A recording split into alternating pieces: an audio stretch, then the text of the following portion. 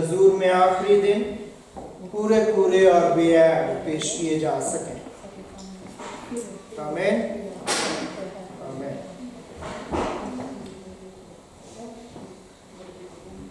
ہم اسٹڈی کر رہے ہیں کنگ ڈیوڈ کی لائف کو، داؤد بادشاہ کی زندگی کو، اور اسی سلسلے میں ہم آگے بڑھیں گے.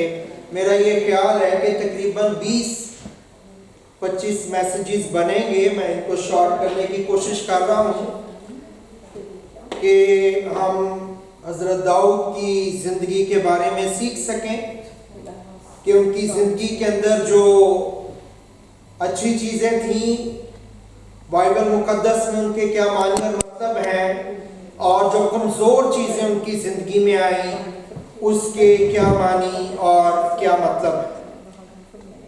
اسی سلسلے میں آج جو ہم شروع کریں گے اس کا عنوان یہ ہے کہ جب خدا داؤد کو بیابان کے اندر لے جاتا ہے،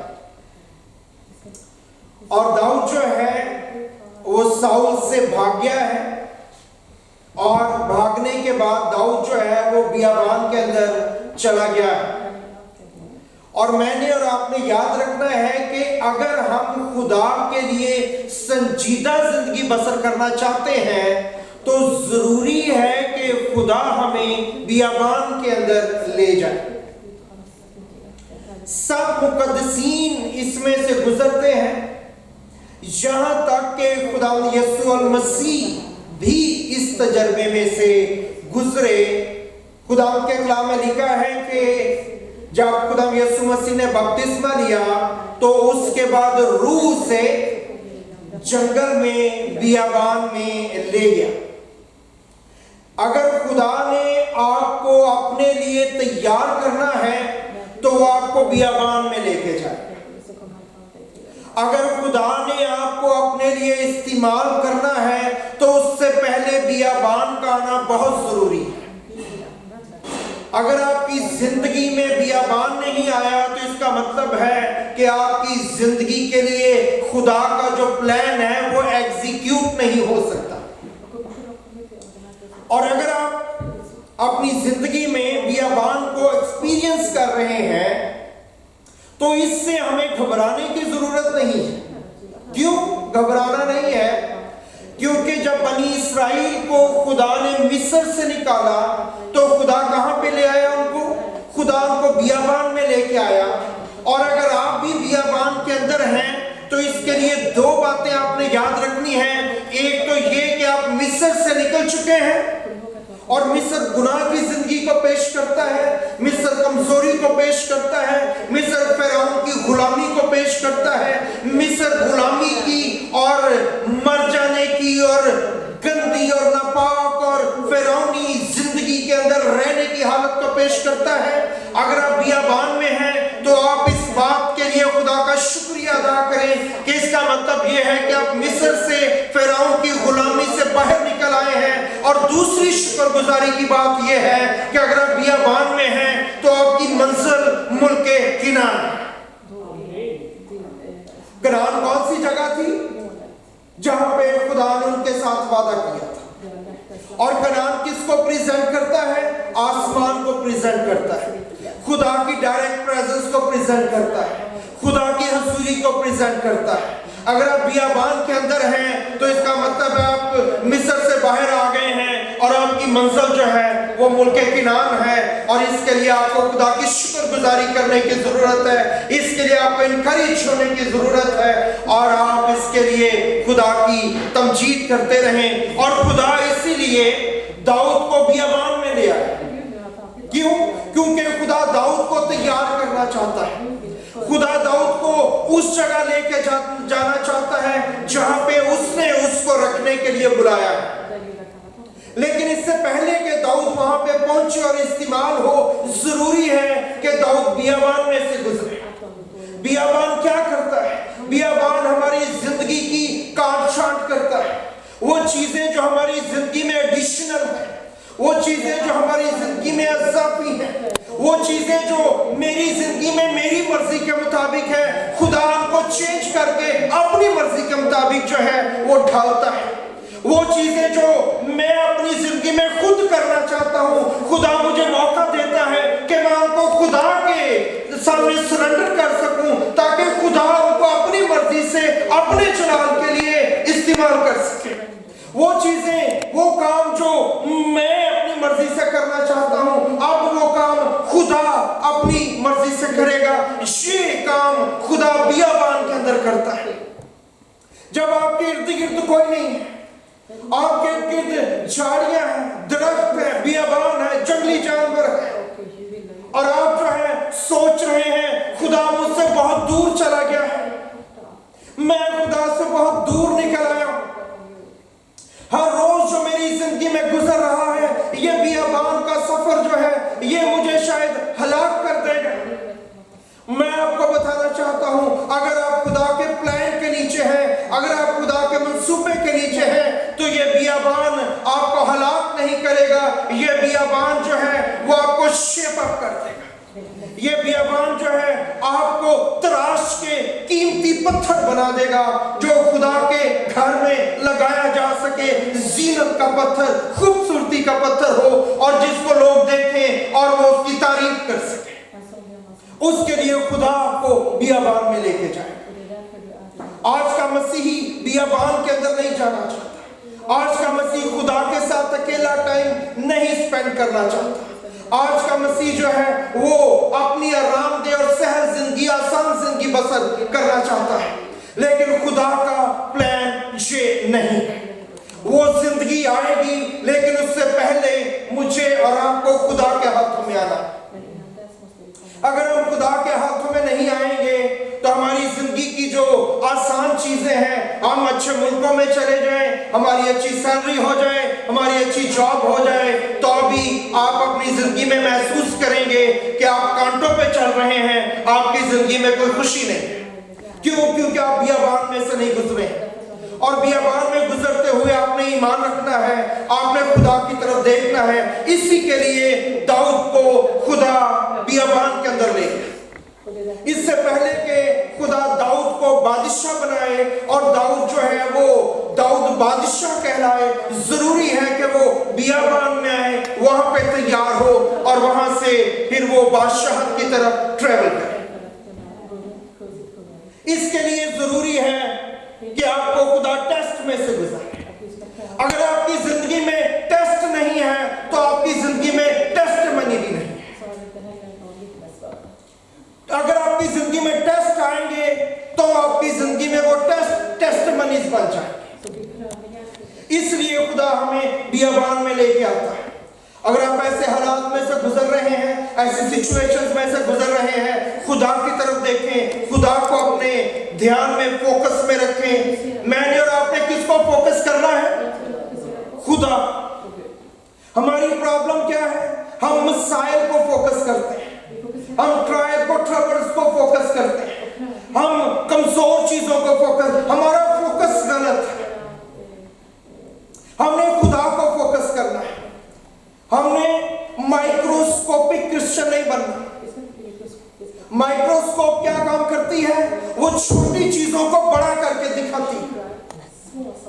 اس لیے جو مسیحی مسائل کا شکار ہوتے ہیں ان کا کیا پرابلم ہے؟ وہ چھوٹی چیزوں کو بڑا کر کے دیکھتے ہیں. یہ پرابلم بہت بڑی ہے, یہ پرابلم حل نہیں ہو سکتی, یہ مسئلہ ٹھیک نہیں ہو سکتا. جب ہم یہ کہہ رہے ہیں یہ مسئلہ بڑا ہے, تو اصل میں ہم کیا کہہ رہے ہیں؟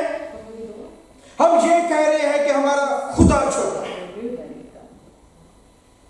ہم نے کس کو فوکس کرنا ہے؟ ہم نے مائکروسکوپک کرسچن نہیں بننا. ہم نے چھوٹی چیزوں کو بڑا کر کے نہیں سوچنا, بلکہ ہم نے ٹیلیسکوپک کرسچن بننا ہے.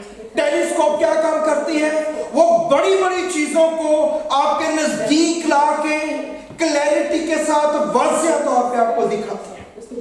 جب آپ ٹیلیسکوپک کرسچن ہوں گے تو آپ خدا کو جو بڑا ہے, آپ کو اپنی آنکھ, اگر آپ چاند کے قریب لے جائیں, آپ زمین کو اپنی آنکھ سے نہیں دیکھ سکتے, لیکن جو ٹیلیسکوپ ہے وہ یہ کام کر سکتی ہے.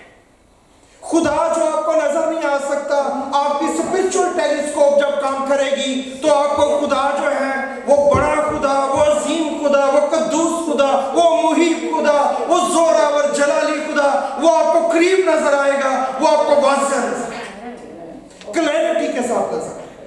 फिर आप खुदा की शुक्रगुजारी कर सकेंगे, फिर आप खुदा की तारीफ कर सकेंगे, फिर आप खुदा के नाम को चढ़ाव दे सकेंगे। दाऊद को खुदा बियाबान के अंदर ले गया। दाऊद बियाबान के अंदर है, लेकिन बियाबान में दाऊद की जिंदगी क्यों कामयाब है? ये माइक्रोस्कोपिक बिलीवर नहीं है, ये टेलीस्कोपिक बिलीवर है। ये खुदा को मसाइल में, मुश्किलात में, तंगियों में, भाग दौड़ में, कत्लो गारत में, मारे जाने में, सताए जाने में ये खुदा को देख सकता है और वाज़ह तौर पे देख सकता है, क्लैरिटी के साथ देख सकता है।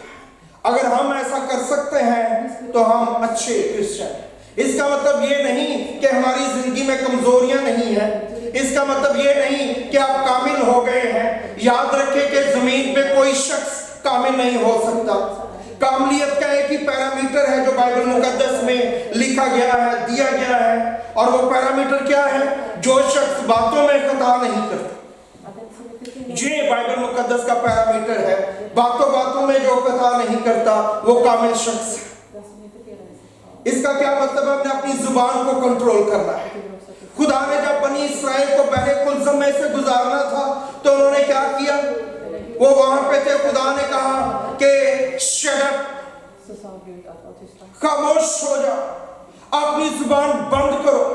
क्यों? क्योंकि कलाम में क्या लिखा है? कामिल शख्स कौन है? जो बातों बातों में खता। खुदा चाहता नहीं था कि वो बोले, क्योंकि अगर वो बोलते बहरे कुलज़म के सामने, उस बड़े समुंदर के सामने, तो वो क्या बोलते? इट इज नॉट पॉसिबल, ये पॉसिबल नहीं, हम इसको क्रॉस नहीं कर सकते। पीछे जो है वो फिरौन है, उसकी फौजें हैं, और आगे बहरे कुलज़म है, हम इसको पार नहीं कर सकते। इसलिए खुदा ने कहा अपनी जुबान बंद रखो। खुदा जब भी हमारी जिंदगी में काम करता है, सबसे पहली बात वो हमसे क्या एक्सपेक्ट करता है? वो चाहता है हम अपनी जुबान को बंद करें। क्यों? क्योंकि हम अगर उस सिचुएशन में बोलेंगे, वो सिचुएशन वर्स है, वो सिचुएशन खराब है, तो हम नेगेटिव बोलेंगे, हम मुस्बत नहीं बोलेंगे, तो नतीजे जो है वो गलत निकलेंगे। बहरहाल यहाँ पे खुदा दाऊद को बियाबान के अंदर ले आया है, और जब वो दाऊद जो है वो भागा है साउल बादशाह से, तो कलाम में लिखा है कि वो काहिन के पास आया। ये चैप्टर जो है वो 21 है। चैप्टर 21 में जब दाऊद भागा है, तो दाऊद भागने के बाद जो है पहली आयत में लिखा है कि वो अहीमलक नाम है काहिन का, और वो उसके पास आया, और अहीमलक को उसने कहा कि मैं आया हूँ, और उसने ये नहीं बताया कि मैं साउल से भाग के आया हूँ, उसने ये नहीं कहा मैं साउल से डर के भाग आया हूँ क्योंकि वो मुझे कत्ल करना चाहता है, बल्कि उसने उसको जो है वो झूठ बोला।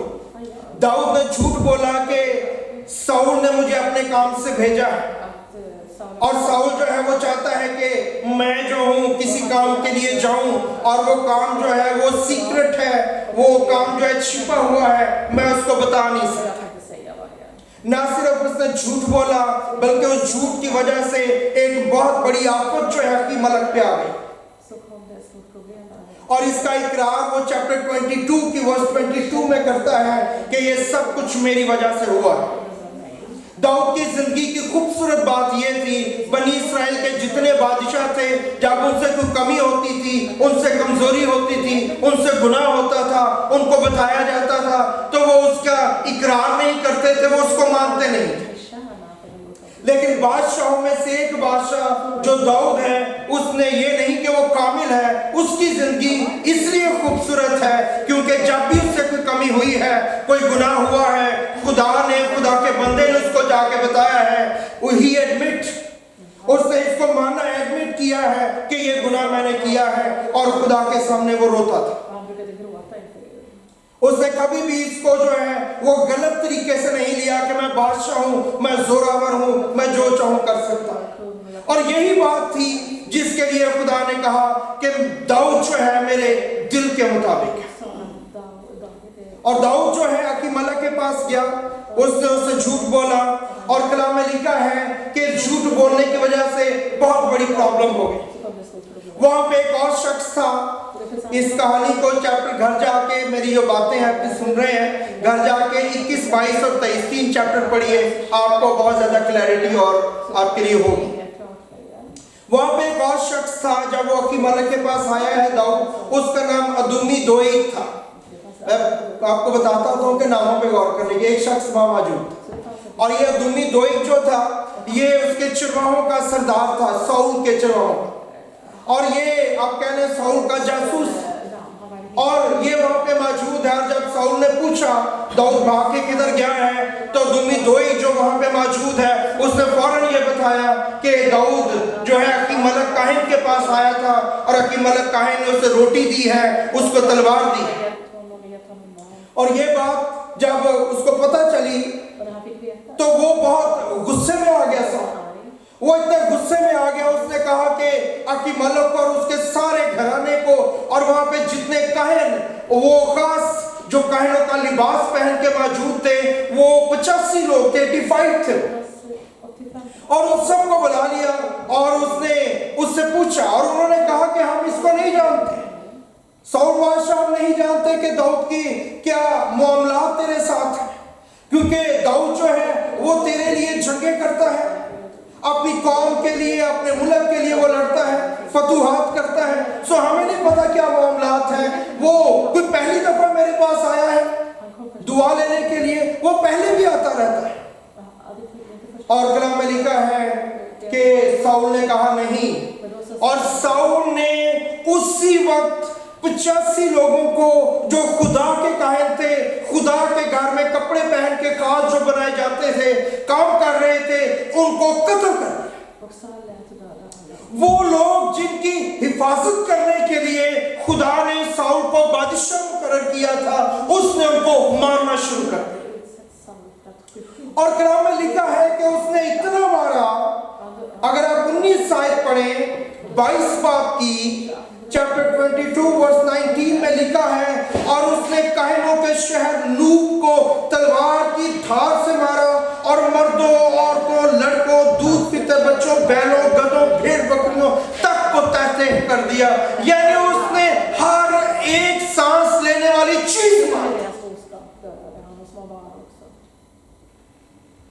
یہ حکم خدا نے ساؤل کو دیا تھا جب وہ عمالیق سے لڑنے گیا تھا، عمالائق سے جب وہ لڑنے کے لیے جا رہا تھا، اس سے پہلے کہ خدا ساؤل کو ریجیکٹ کرتا، وہ عمالیق سے لڑنے کے لیے گیا۔ اس کے لیے آپ چیپٹر 15 ورس 3 کو پڑھ سکتے ہیں۔ وہاں پہ جب وہ لڑنے کے لیے گیا تو خدا نے یہی حکم دیا، خدا نے کہا جب تو وہاں لڑنے جا رہا ہے، تو جب تو وہاں پہ جائے گا تو ساری سانس لینے والی چیزوں کو تو نے قتل کر دینا اور مار دینا ہے۔ کیوں؟ بہت سے لوگ سوچتے ہیں کہ خدا کیوں قتل و غارت کا حکم دیتا تھا۔ بات قتل و غارت، یہ گورنمنٹل چیزیں ہو رہی تھی وہاں پہ آپ نے ایک شخص کو نہیں دیکھنا، بلکہ گورنمنٹس کی بات ہے۔ ایک گورنمنٹ دوسری گورنمنٹ کے ساتھ لڑتی ہے، اگر ایک گورنمنٹ جو ہے ریئیکٹ نہیں کرتے تو وہ آ کے انہیں قتل کر دیں، یہی ان کی سروائیول ہے۔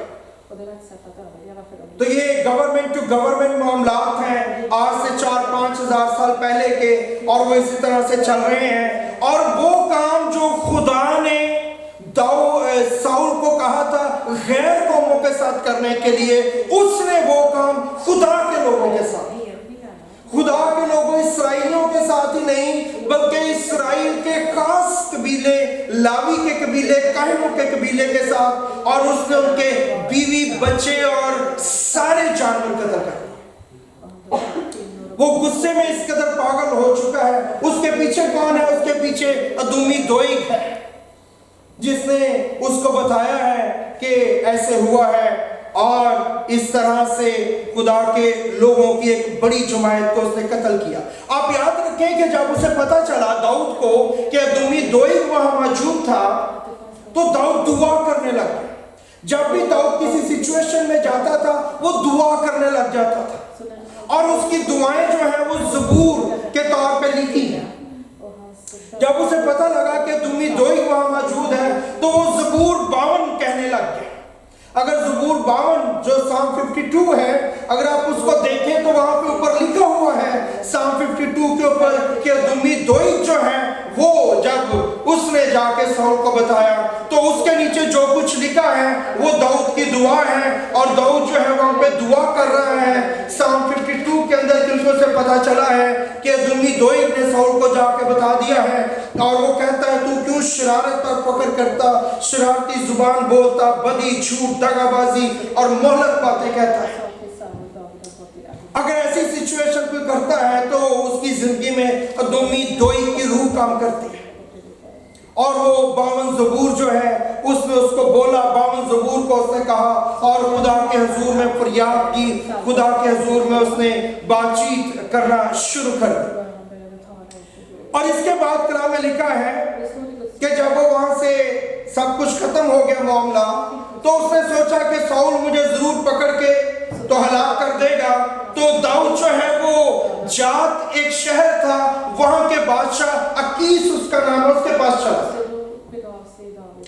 ये जात वही शहर है, फिलिस्तीनियों का बहुत बड़ा शहर था, और ये वही शहर है जिसके रहने वाले शख्स का नाम जूलियत था, जिसको आप जाति जूलियत के नाम से जानते हैं। दाऊद जो है उस जगह चला गया। इस वाक्य का सैमुएल 21 वर्स 10 to 15 पढ़े तो उसमें आप इसको पढ़ सकते हैं।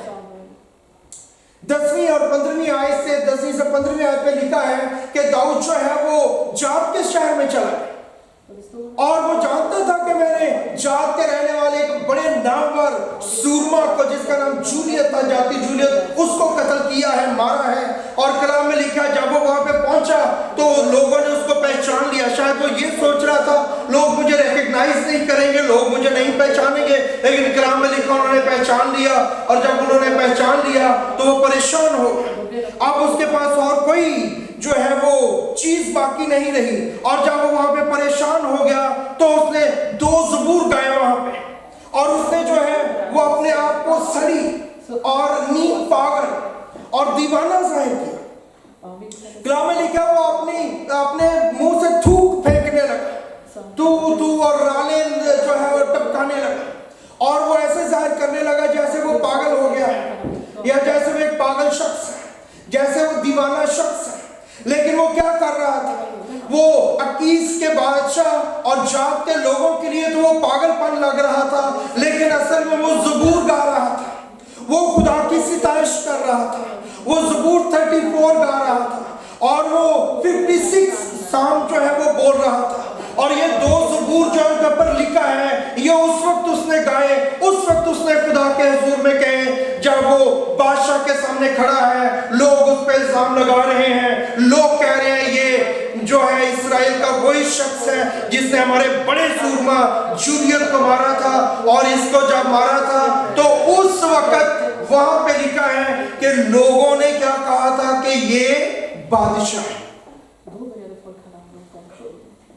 और जब अकीस ने देखा कि ये तो पागल सा आदमी है, ये तो अपने थूक फेंक रहा है मुंह में से, तो लगा नहीं ये नहीं हो सकता, इतना बड़ा काम करने वाला ग्रेट मैन, वो इस तरह का नींद पागल कैसे हो सकता है। और कलाम में लिखा है कि उसने उसको भेज दिया, और वो वहां से बाहर चला गया, और इस तरह से वो बच गया। लेकिन बहरहाल अगर आप ये 34 और ज़बूर पढ़े और 56 ज़बूर पढ़े तो ये बहुत ही जोरावर ज़बूर है।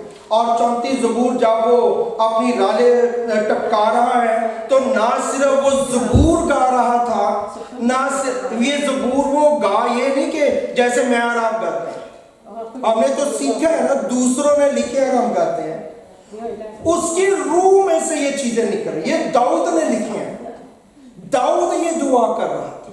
और 34 ज़बूर वो ज़बूर है जिसमें उसने वर्स 20 जो है ये खुदा में यीशु मसीह के लिए नबूवती कलाम था। आप उसकी सिचुएशन को इमेजिन करें कि वो किस सिचुएशन के अंदर है, वो दुआ कर रहा है, वो खुदा के हुजूर में चला गया है, लोग उसको पागल समझ रहे हैं, और उसकी रूह खुदा की रूह के साथ मिलके 4000 साल बाद गालिबन आने वाले मसाया के लिए पेशेंट को ही कर रहे हैं कि वो उसकी सब हड्डियों को महफूज रखेगा, उनमें से एक भी तोड़ी नहीं जाएगी। खुदा का What a great work of the Lord. Zora, mighty God. कि खुदा उसकी जिंदगी में किस तरह मूव कर रहा है, लोग उसको क्या समझ रहे हैं, वो कैसे। अगर आप 34 और 56 ज़बूर को पढ़ेंगे तो वहां पे जो ऊपर हेडिंग दे के उन्होंने बताया हुआ है कि जब वो उसके सामने अपनी शक्ल उसने बदली तो उस वक्त ये ज़बूर उसने गाना शुरू किया। मुसीबत में, हालात में, तंगी में, परेशानी में जो है वो ज़बूर गा रहा है, वो खुदा की तारीफ कर रहा है, वो खुदा की सिताइश कर रहा है। और अगर आप 56 ज़बूर पढ़ें तो वहाँ पे बार बार वो क्या कह रहा है, वो बार बार 4th आयत पढ़े, 10वीं आयत पढ़े, वो बार बार वहाँ पे क्या कह रहा है पागल बनते हुए, वो कह रहा है मेरा फख्र खुदा पे है और उसके कलाम पे है। वो कह रहे हैं खुदा मेरा फख्र ये नहीं है कि मैंने जाति जूलियत को मारा है, मेरा फख्र ये नहीं है मैं बड़ा माइटी इंसान हूँ, मेरा फख्र ये नहीं है मैंने शेर को मारा है, मेरा फख्र ये नहीं है मैंने रीछ को मारा है। उसने जाति जूलियत को मारने से पहले ये कहा था मैंने शेर को मारा है, मैंने रीछ को मारा है। यहाँ पे वो क्या कह रहा है जब ये मुसीबत आई है, कह रहे हैं खुदा मेरा फख्र किसी चीज पे नहीं है, मेरा फख्र खुदा पर और उसके कलाम पर है, मेरा तवक्कुल खुदा पर है, मैं डरने का नहीं, बशर मेरा क्या कर सकता है। बार बार वो एक बात कह रहा है, उस ज़बूर में खुदा के हुजूर में वो पॉजिटिव इकरार कर। इसलिए खुदा चाहता है जब वो बड़े काम हमारी जिंदगी में करें हम खामोश हो जाएंगे। खुदा मेरी और आपकी जिंदगी में जोरावर और माइटी काम करेगा। बाकी बातें आइंदा हम देखेंगे कि खुदा किस तरह दाऊद की जिंदगी में इन चैप्टर्स में उन्हें लेके चल रहा है जो खुदा के राह में लिखे हैं। खुदा मुझे और आपको बरकत दे, जिंदगी दे और हमें तौफीक दे कि हम दाऊद की तरह जिंदगी में आगे बढ़ सकें। आमीन। आइए अपनी आंखों को बंद कीजिए, अपने सरों को झुकाइए खुदा के हुजूर में। खुदा आसमानी बाप, कलाम की इन बातों को मेरे लिए और इन अजीजों के लिए बाइस बरकत और बाइस अमल ठहरा, यीशु के नाम। आइए खुदा किसका ये दुआ में शरीक होंगे। ये हमारे बाप तू जो आसमान पर है, तेरा नाम पाक माना जाए, तेरी बादशाही आए, तेरी मर्जी जैसी आसमान पर पूरी होती है ज़मीन पर भी हो। हमारे रोज़ की रोटी आज हमें बख्श दे, जिस तरह हम अपने कर्जदारों को मुआफ़ करते हैं तू भी हमारे कर्ज हमें मुआफ़ कर। हमें आज़माइश में न पड़ने दे बल्कि बुराई से बचा, क्योंकि बादशाही, कुदरत और जलाल हमेशा तेरे हैं। आमीन। और हमारे खुदा यीशु मसीह का फजल, खुदा बाप की मोहब्बत, पाक रूह की रफ़ाकत और शराकत हम में से हर एक के साथ और दुनिया के तमाम मुक़द्दसीन के साथ आपसे लेके हमेशा तक होती रहे। आमीन। मिलके कहेंगे इस्राएल की सलामती हो। खुदा बाप, खुदा बेटे, खुदा रूह के नाम से। आमीन।